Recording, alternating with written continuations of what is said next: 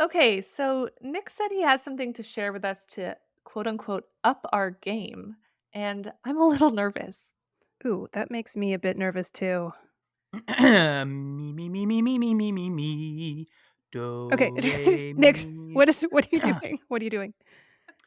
I thought I'd run us through a few vocal warm ups. I was up late last night and I'm feeling a little underprepared, so I thought we could get our voices in order. Oh, cool! Some vocal warm ups. I'm into it. I'm very familiar with these from my theater making days.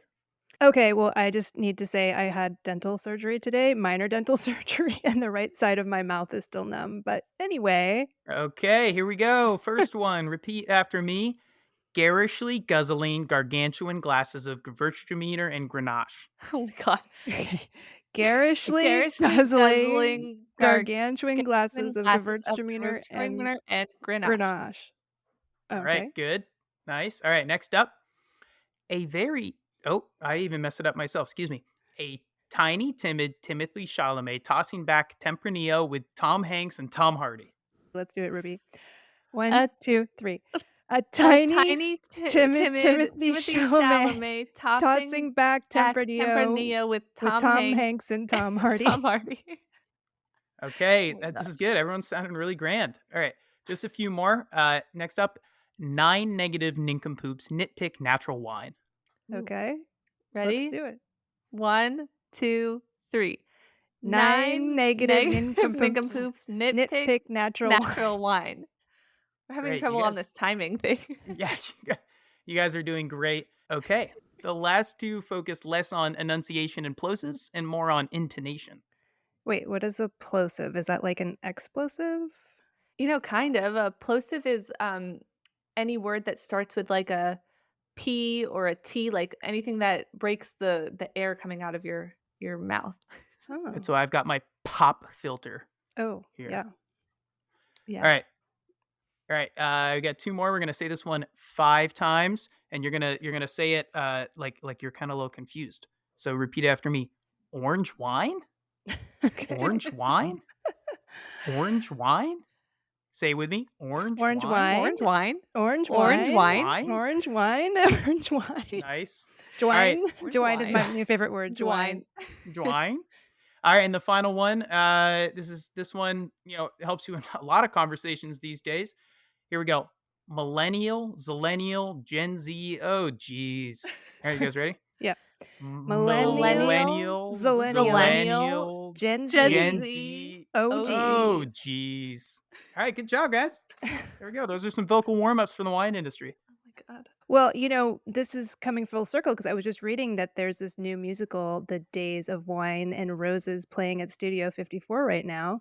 And I bet that the cast has been busy with plenty of booze and vocal warm ups. I mean, hey, Broadway, we at the Foretop are here for you if you're looking for some consultants.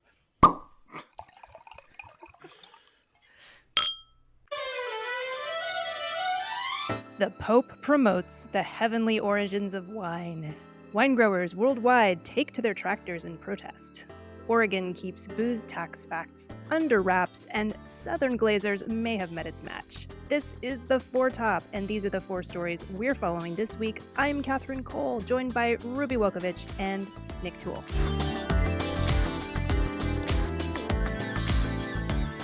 Well, now that I'm thoroughly warmed up first, the Pope is doing the wine world a massive solid, folks. Yeah, I am not a religious fella, but I'm willing to believe that what this guy has to say is coming straight from God's lips. All right, enough beating around the bush. The burning bush? Oh god. The Pope, who, hey, I'm not Catholic, but the Pope is now my king, he has declared that wine is a gift from God.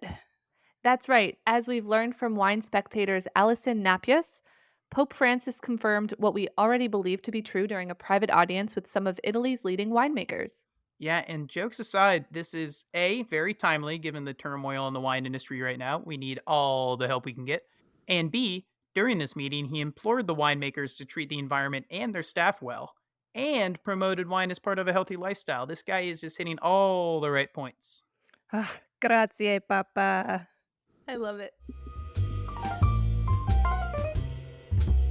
Well, under the heading of Tell Us Something We Didn't Already Know, at least for folks who work in the wine industry, the San Francisco Chronicle's Esther Mobley, former podcast guest, is reporting that the massive wholesaler, Southern Glazer's Wine and Spirits, is basically like the Elon Musk of the alcohol industry because it secretly and kind of scarily controls everything. I mean, I knew that Southern Glazers was the country's largest alcohol distributor, but apparently it is also the 10th largest private company in the United States. Whoa, that is crazy huge. Oof. That is crazy. But it sounds like someone is finally taking notice because the Biden administration appears to be investigating the nation's largest alcohol distributor for something more official sounding than gobbling up all the little guys and squashing competition. Oh, that's right, Ruby, because according to the Chronicle, the Federal Trade Commission is investigating Southern for discriminatory pricing. And this is after a couple of years ago, the IRS and the TTB apparently showed up unannounced and started going through Southern's paperwork. And then you fast forward a couple years, and this week, Mobley is reporting that a competitor, Provi, has smacked Southern with an antitrust suit that looks pretty strong. Yeah, you can just tell from the name Southern Glazer's Wine and Spirits. You know, when a company's title is an amalgamation of a bunch of different words and names, that the company has gotten too big. So once it's actually just called Southern, which is what we're calling it anyway, we'll know that it's no longer the Goliath that it once was. Yeah, I mean, along that same line, they're being sued alongside Republic National Distributing Co. How many acquisitions did it take to get to that name? All right, folks, time is a flat circle, and we are once again talking about wine, health, taxes, and all that. Yeah, the biggest wine story right here in my state of Oregon is a proposed tax increase on beer and wine, and it has proven to be quite a contentious issue. The state legislature is hoping that a tax increase will curb unsafe consumption of alcohol, and of course, they want that extra tax revenue as well. Well, Catherine, if proponents of the bill were hoping to keep things calm, the Oregon Health Authority just made their jobs a lot harder. Ruby, you hit the nail on the head. As Sammy Edge, which is a sick name, by the way, first reported on Oregon Live, the OHA never publicized a 2021 report that found that higher taxes on wine and beer would not significantly reduce heavy drinking.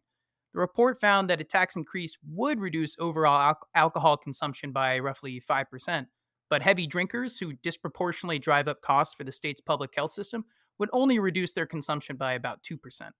Yeah, so let's put this another way. A tax increase of 20 cents per standard serving of alcohol would reduce the heaviest drinking enough to bring down the economic burden of alcohol consumption by 2%.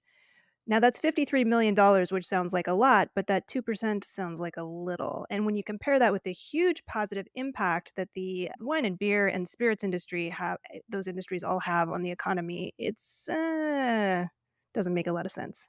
The report's findings put a bit of a damper on the OHA's approach to limiting problematic drinking, but that's not really the issue. The issue is that it appears that this report may have been shelved because, as a member of the health authority said himself, the takeaway is a bit of a wash in terms of our strategic planning related to alcohol. Yeah, I don't want to get all conspiracy theorists. I know the OHA does a lot of good work, but I think there's at least a slim chance that they said to themselves, let's just let this one sit on the shelf, guys. They blamed the fact that they didn't publish it on understaffing during the pandemic, but I don't know.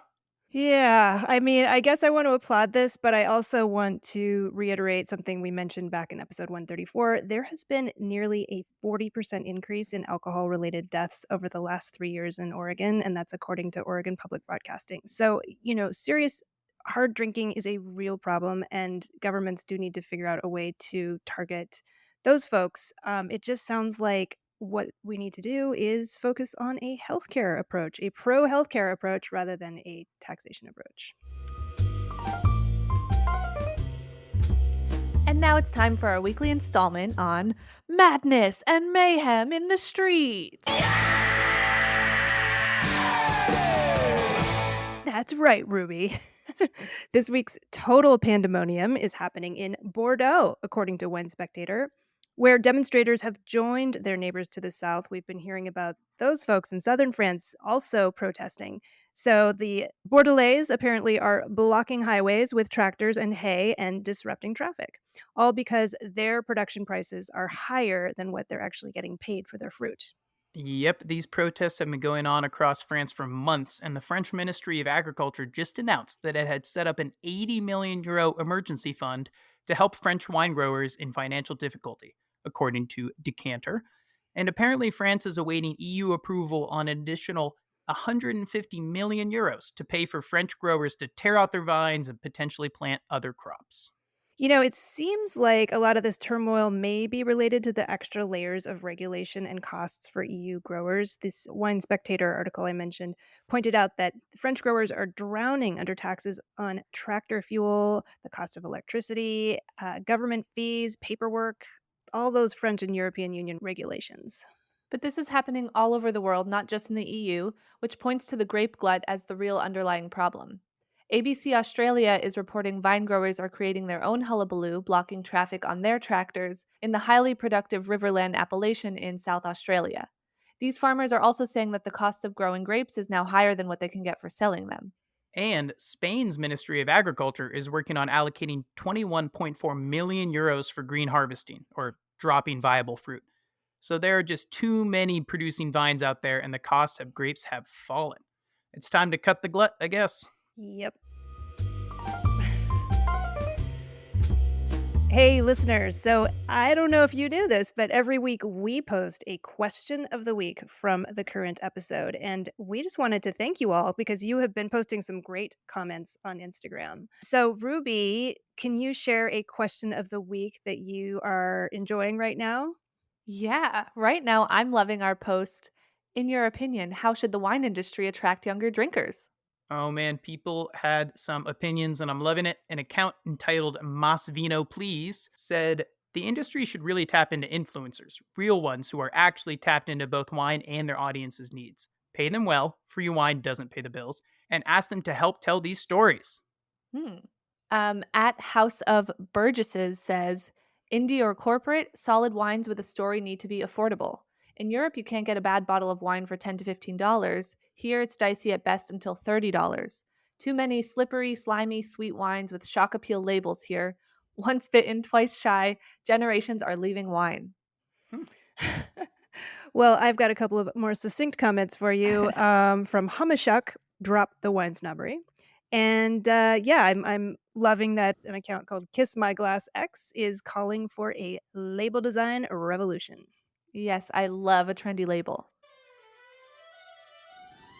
And now it's time for our dessert course, and I will share my dessert. It's not sweet, it's a little sour, but in a good way. It's a somewhat alarming novel called The Guest. It is about a young woman who is, I guess she's an escort or a sugar baby. Not really sure what you would call her. She kind of spends Labor Day weekend flopping around the Hamptons and finding places to sleep and wearing clothes other people bought her. And it's a little alarming, but you can't put it down. So I wanted to find out more about the author who famously wrote the novel The Girls at the age of 25. Her name is Emma Klein, and there's this fantastic piece about her in Vulture. Maybe we'll post it on our social media. This is from 10 years ago. She sounds like quite the character. And anyway, her parents own Klein Cellars in Sonoma. So, wine country connection to this book, The Guest by Emma Klein. If you're looking for kind of like a weird, I know it's not beach read season, but definitely a beach read, check it out.